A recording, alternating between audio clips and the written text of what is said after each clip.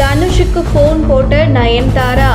ஃபோனில் செம்ம டோஸ் விட்ட தனுஷ். நயன்தாரா அப்படி என்ன கேட்டார் தெரியுமா?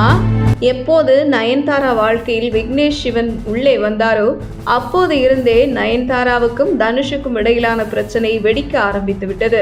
இதற்கு காரணம் தன்னுடன் நெருங்கி பழகிய நயன்தாராவை விக்னேஷ் சிவன் தூக்கி கொண்டு சென்று விட்டாரே என்கின்ற தனுஷுக்கு ஏற்பட்ட கோபம்தான் நயன்தாராவுக்கும் தனுஷுக்கும் இடையில் ஏற்பட்ட பிரச்சனை காரணம் என கூறப்படுகிறது.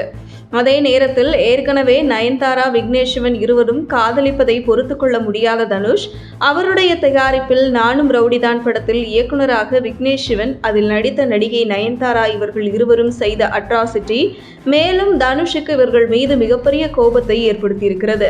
எதற்காக நயன்தாராவை பழி வாங்குவதற்காக சந்தர்ப்பம் பார்த்து காத்திருந்தார் தனுஷ். அதற்காக கிடைத்த வாய்ப்பு சுமார் 18 கோடி ரூபாய்க்கு நெட்ஃபிளிக்ஸில் நயன்தாரா தன்னுடைய திருமண வீடியோவை விற்பனை செய்ய அதற்கு தனுஷ் போட்டு முட்டுக்கட்டை.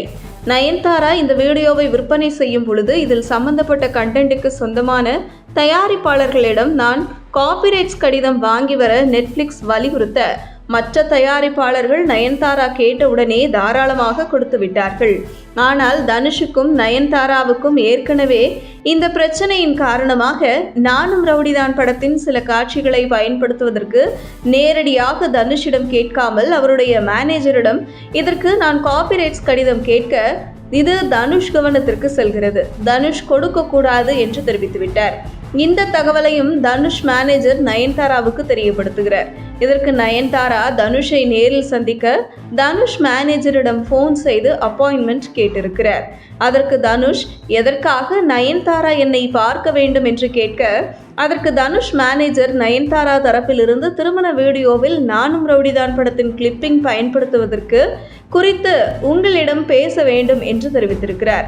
ஆனால் தனுஷ் தொடர்ந்து தட்டி கழித்து வரும் பொழுது தொடர்ந்து நயன்தாரா ஃபோன் செய்து தனுஷை நேரில் சந்தித்து பேச வேண்டும் என்று தனுஷ் மேனேஜரிடம் தெரிவித்திருக்கிறார்கள். தொடர்ந்து தனுஷிடம் நேரம் கேட்டுக்கொண்டே நயன்தாரா இருக்க ஒரு கட்டத்தில் சரி நயன்தாராவை வர சொல்லுங்க, நேரில் சந்திக்கலாம் என்று அவருடைய மேனேஜர் மூலம் தனுஷ் தெரிவிக்கிறார்.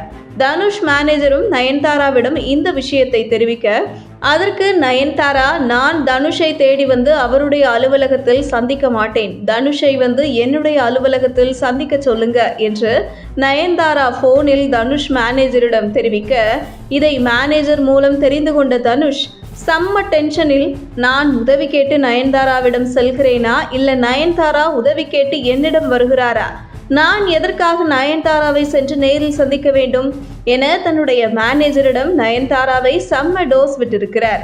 மேலும் இந்த விஷயத்தை இத்துடன் முடித்து விடுங்கள், இனிமே நயன்தாரா குறித்து ஏதும் பேச வேண்டாம் என்று மேனேஜரிடம் தனுஷ் தெரிவித்திருக்கிறார்.